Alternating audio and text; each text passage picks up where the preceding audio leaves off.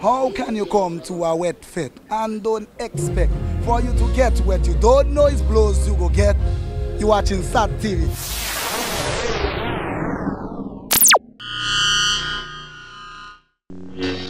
Bring up the reading, SAT Telecoms.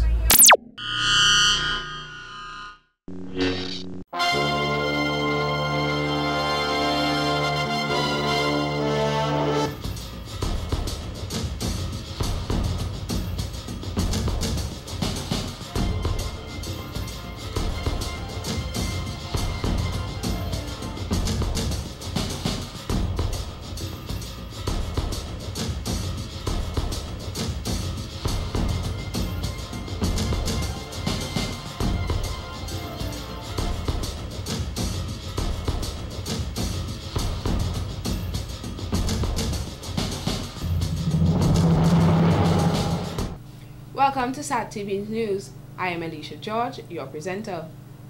In our top stories, government launches apprenticeship orientation exercise. Some 140 Caribbean farmers and officials will receive training in Mexico. Unimaginable, Italy mourns 3-year-old killed in suspected mafia hit. And in sports, Darren Sammy backs Windward Islands for Nagico's Super 50 tournament. Details of these will follow. Nobody can love you the way I do. I'm with you, my yori yori. With you, everything is well, your love. They make my heart to do yori yori. Nobody can love you the way I do. I'm with you, my yori. What's up? My name is Vas. And this is Smash. And we are Brackets. And you're watching SAT TV. Don't miss it, because if you miss it, you will lose it. Brackets say so. One love, everybody.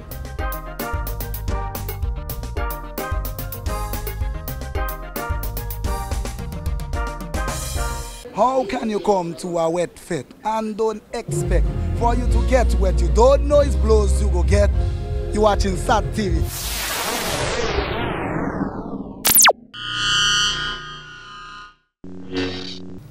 Welcome back. Tuesday was a special day for the students and staff of the St. John's Academy located in Portsmouth. The Chinese ambassador from the People's Republic of China to Dominica, Li Jiangying, made a special visit to the school. According to Chinese teacher at the school, Mr. Kim Douglas, the school is the first in Dominica to include Chinese Mandarin in their curriculum. He added Ambassador Li's visit was to observe the progress of the teaching of the Chinese language. Going forward, we hope to work hand in hand with the Chinese Embassy to enable us to provide a comprehensive introduction to Chinese language and culture, and to get our students excited about the enormous strides being made by the Chinese civilization. In a few days, Chinese people worldwide will be reigning in the new year, the year of the horse. For me personally, it will be the first time in 15 years that I will be celebrating Chinese New Year outside China. It will be a very interesting experience. I will surely miss the fireworks and firecrackers, the lion dance and dragon dance, Chinese music, red envelopes, and elegant Chinese decorations and dishes. It is my hope that with the passage of time, we as Dominicans can engage the Chinese people here in more cultural exchanges, organizing exciting events around this time to sensitize locals to the vibrant Chinese culture. The Chinese ambassador advised the students to ensure they listen to their teachers as they are there to help. Thirdly, language is a tool, a skill that's going to be very useful in today's interconnected world. With policies of economic reform opening up to the outside world adopted by the Chinese government in the late 1970s, that's about 35 years ago, the exchanges between China and the outside world increased rapidly. So was the need for people with good language skills, as well as many other skills. Because I had the language skills, I got a chance to study international relations and economics abroad. After graduation, I came back to work for the Chinese Foreign Ministry, and since then, I've had assignments in Belgium, UK, Australia, South Africa. Now I'm in a beautiful country, Dominica. He noted the government of the People's Republic of China will be donating $1,000 to the most outstanding student at the end of the school year. Principal of the school, Dr. Juliana Maglaw, highlighted the need to equip students with relevant skills so that they become more competitive in the globalized world. And so we are happy that you have taken an interest in the fact that we at St. John's Academy have taken the initiative, have broken new ground in education here in Dominica. We dare to begin to teach Chinese to our students and prepare them, whether in whatever field they undertake, whether it be science, business, the arts, but we feel the more languages that they learn, the better they will be able to contribute to their own personal development, but also to bring the small island treasure of ours, Dominica, make an impact on the world. Students from Forms 1 and 2 who have been taking Chinese lessons perform short Chinese skits and songs as entertainment. In more news, the Discover Dominica Authority, DDA, in collaboration with the Dominica Water Sports Association, hosted a press briefing with the aquatic sales team at the Fort Young Hotel on January 29, 2014. The aquatic sales team is a group which invites divers from the United States to come and explore the underwater atmosphere in a bid to increase the number of dive groups being booked and to raise awareness aimed at stimulating Dominica's dive sector. And everyone that's here today in this room, the 13 divers from Aquatic Sales, or brought down by Aquatic Sales, I should say, all are individual dive shop owners. They run their own dive tours. And Colin, it's made me really appreciate how lucky we are in Dominica, because we were talking about what they do to go diving in their areas. They're getting on boats and going 50 miles offshore so that they can find 40 feet deep water.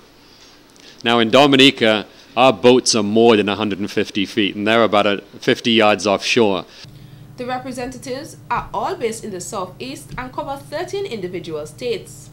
According to the president of the Dominica Water Sports Association, Mr. Simon Walsh, this is the divers' second visit to the island. It's been a great collaboration between the Dominica Water Sports Association and Discover Dominica Authority, and we hear, you know, in the media we hear a lot of negatives, but this is actually a very, very positive collaboration and one of many collaborations that we've done.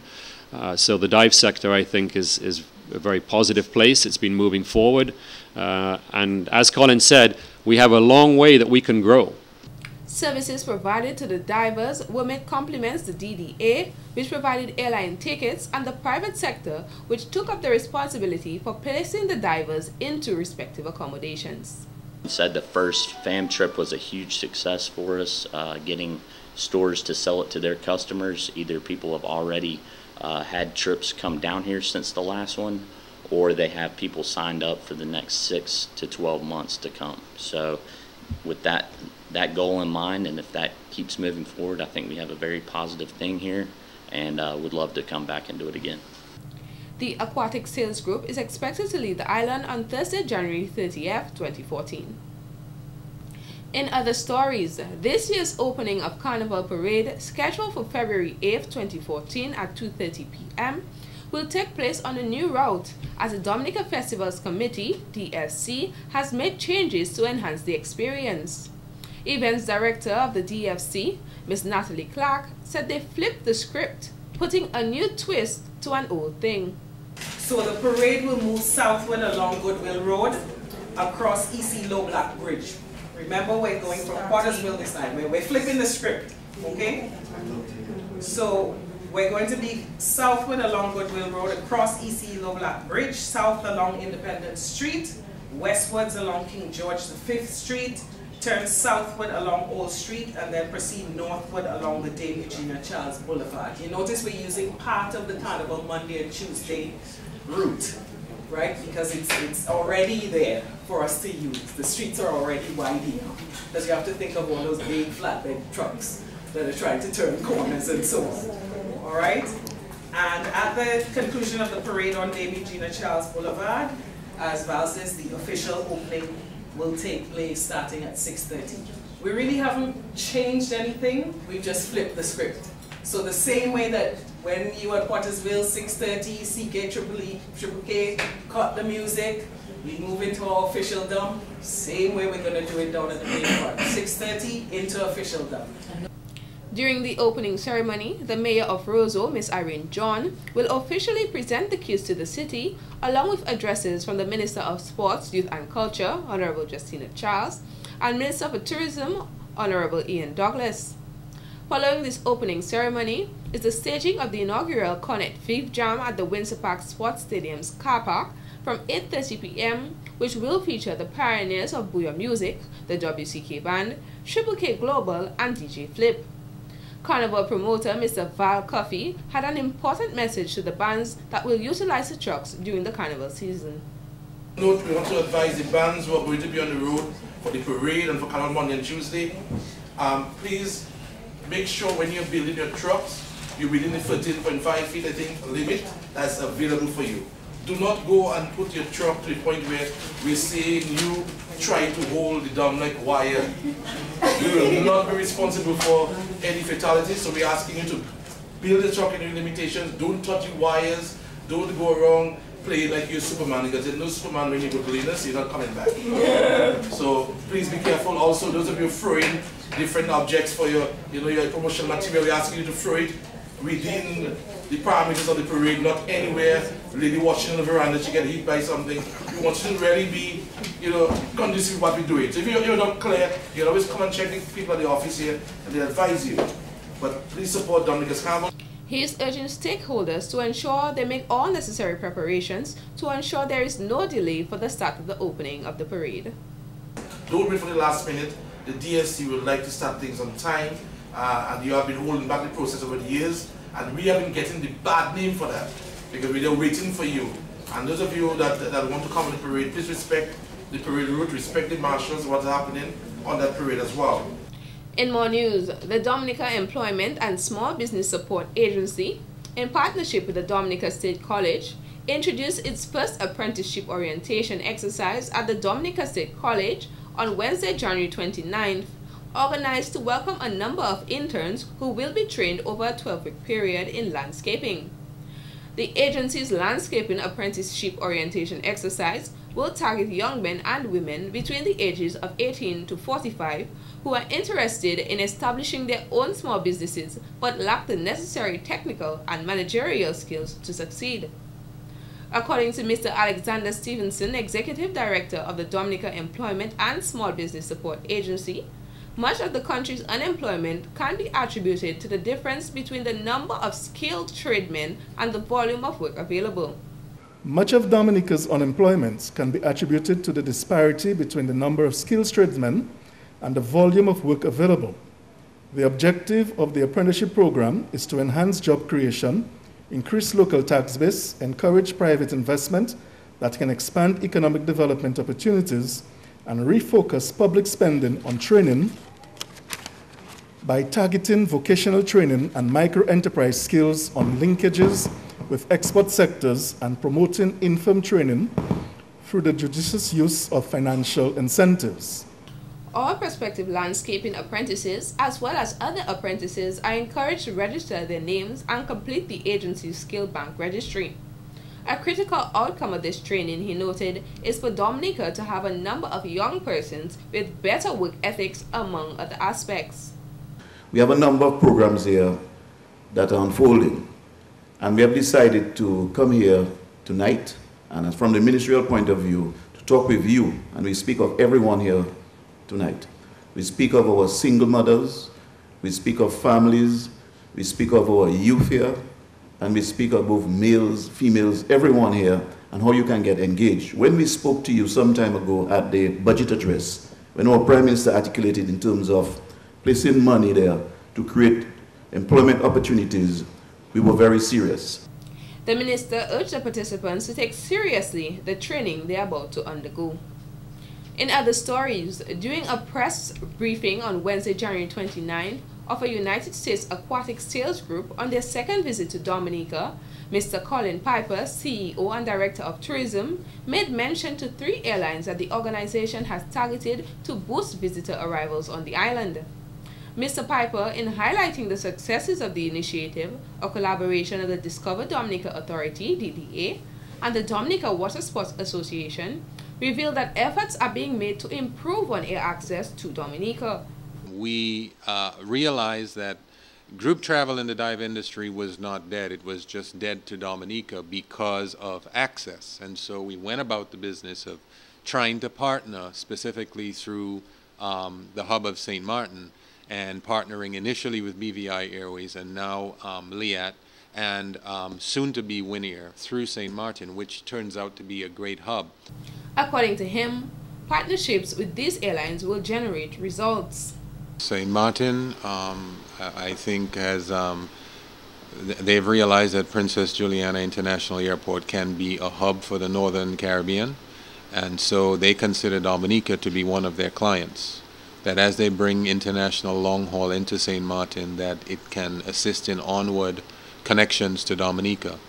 Furthermore, Winair is, although it has had starts and stops into Dominica in the past, their new approach is to, in fact, assist Princess Juliana International in that mandate, right? And the organizations are currently engaged with the governments of these airways. So we're now starting to communicate the same-day access that's available to dive shop owners again, trying to instill some confidence in our airline partners. We're following the access, but we're also marketing to destinations, or rather to source market regions where you can get here in one day, because we understand your motivation, which is to get here and to dive.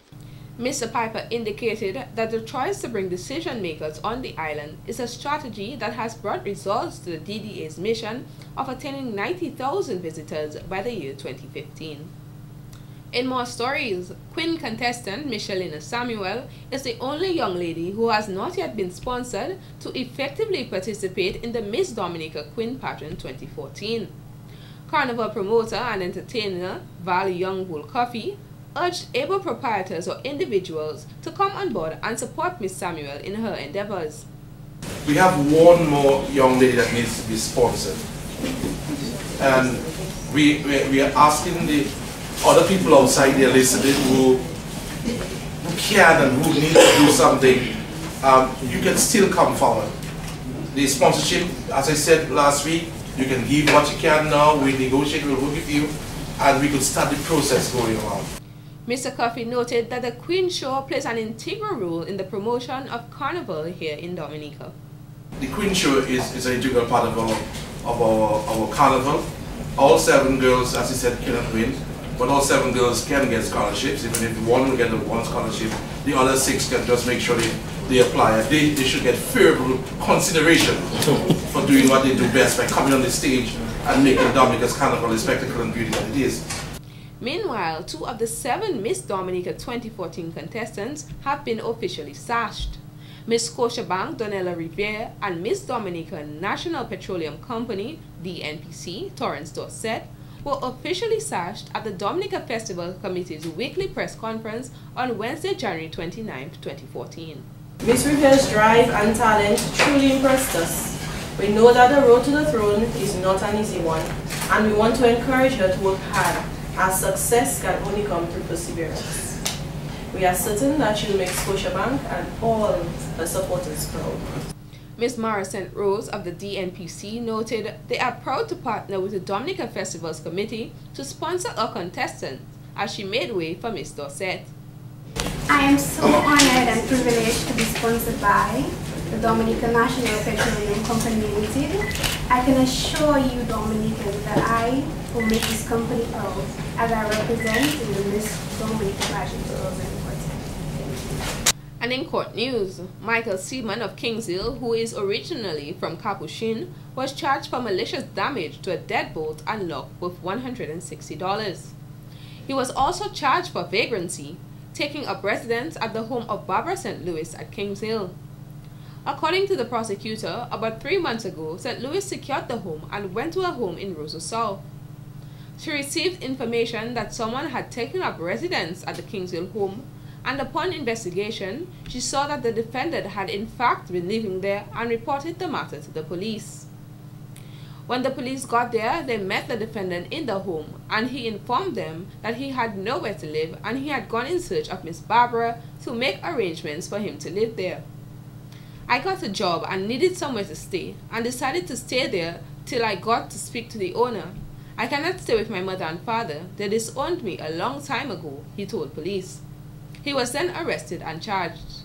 In his plea for mitigation, Seaman told the court if anyone knew of a place for rent, he was in need of one.